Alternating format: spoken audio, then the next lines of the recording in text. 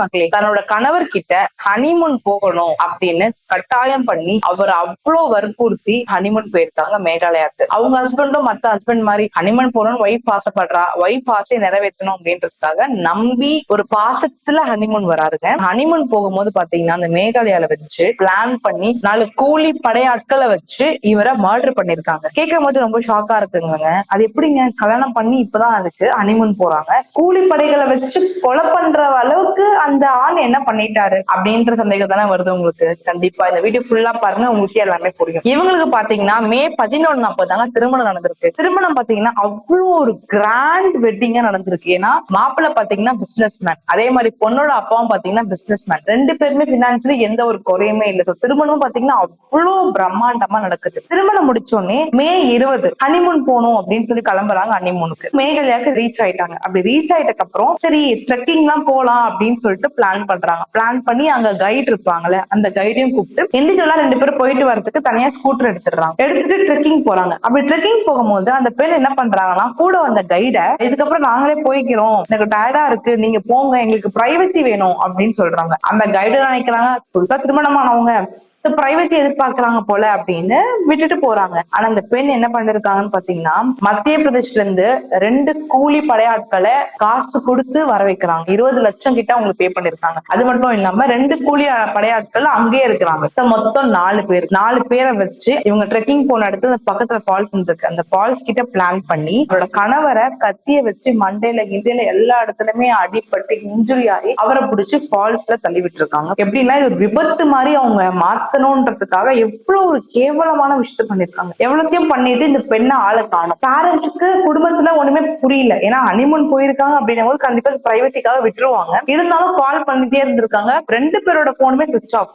அவங்க அப்பா அம்மாவுக்கு ஒண்ணுமே புரியாம ரூமுக்கு கால் பண்றாங்க. அவங்க ஸ்டே பண்ணி ரூமுக்கு கால் பண்ணாலுமே போன் சுவிட்ச் ஆஃப். சோ அடுத்து என்ன பண்றது தெரியாம அவங்க மத்திய பிரதேச போலீஸ் போய் கம்ப்ளைண்ட் கொடுக்குறாங்க. இந்த மாதிரி ஹனிமூன் போனாங்க, பட் ஆளே காணும், என்ன ஒரு ரெஸ்பான்ஸுமே இல்ல அப்படின்னும் போது அவங்க மேகாலயால இருக்க போலீஸ் ஸ்டேஷனுக்கு கம்ப்ளைண்ட் கொடுக்குறாங்க. இந்த மாதிரி டூரிஸ்ட் ஸ்பாட்காக வந்திருக்காங்க, அவங்க காணும் அப்படின்ட்டு. அப்ப போலீஸ் ஸ்டேஷன்ல இருந்து யாரும் விசாரிக்க பார்க்கும்போது எங்கன்னா தொலைச்சிட்டாங்களா, இல்லைன்னா சிக்னல் இல்லாத இடத்துல மாட்டிக்கிட்டாங்களா, இல்ல என்ன நடந்ததுன்னே தெரியாம போலீஸுமே சர்ச் பண்றாங்க.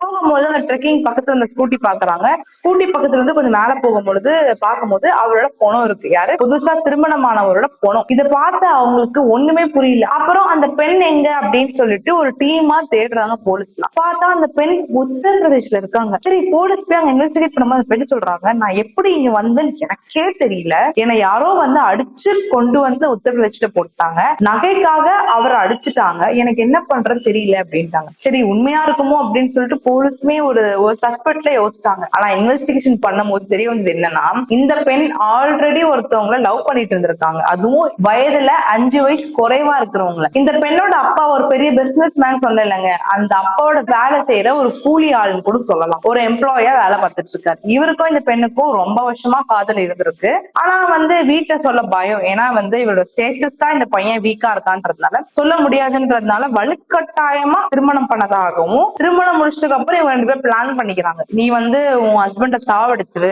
நீயும் நானும் எங்கன்னா தப்பிச்சு போய் ஒன்னா 2 பேரும் சந்தோஷமா வாழலான்ட்டு. இது எவ்வளவு பெரிய முட்டாள்தனங்க. ஒரு கொலை பண்ணிட்டு உங்களால ஊர் தாண்டி போய் வாழ்ந்துட முடியுமா? எவ்வளவு ஒரு முட்டாள்தனமா, படிச்ச முட்டாள்தனமா இந்த விஷயத்த பண்ணிருக்காங்க. என்னோட கேள்வி என்னன்னா, உங்களுக்கு திருமணம் பிடிக்கல அப்படின்னும் பொழுது நீங்க வீட்டுல சொல்லி நிப்பாட்டலாம். சரி வீட்லயே சொல்லி நிப்பாட்ட முடியலன்னா எவ்வளவோ சட்டங்கள் இருக்கு. ஸ்டேஷன்ல போய் கம்ப்ளைண்ட் கொடுக்கலாம், கம்பல் பண்ணி திருமணம் நடக்குதுன்ட்டு. அப்படியும் ஸ்டாப் பண்ணுவாங்க. இதெல்லாம் எதுவுமே பண்ணாம ஒரு இன்னசென்டான நபர், அவரோட முகம் பாருங்களேன், எவ்வளவு ஒரு ஹாப்பியா தனக்கு திருமணம் நடக்க போகுது, இதுக்கப்புறம் என்னோட வாழ்க்கை மாற போகுது, இனிமே நான் நல்லா இருக்க போறேன்னு சொல்லிட்டு நம்பி திருமணம் பண்ணவர எவ்வளவு கொடூரமா ஏங்க கொலை பண்ணணும்? அவங்களோட சுயநலத்துக்காக கொலை பண்றாங்க. இப்போ இவங்க தப்பிச்சிருவாங்கன்னு நீங்க நினைக்கிறீங்களா? கிடையவே கிடையாதுங்க. இவங்களுக்கு கண்டிப்பா லைஃப் இம்ப்ரிசன்மென்ட் கிடைக்க கூட ஏகப்பட்ட வாய்ப்புகள் இருக்கு. ஏன்னா போலீஸ் இன்வெஸ்டிகேஷன் போயிட்டு இருக்கு.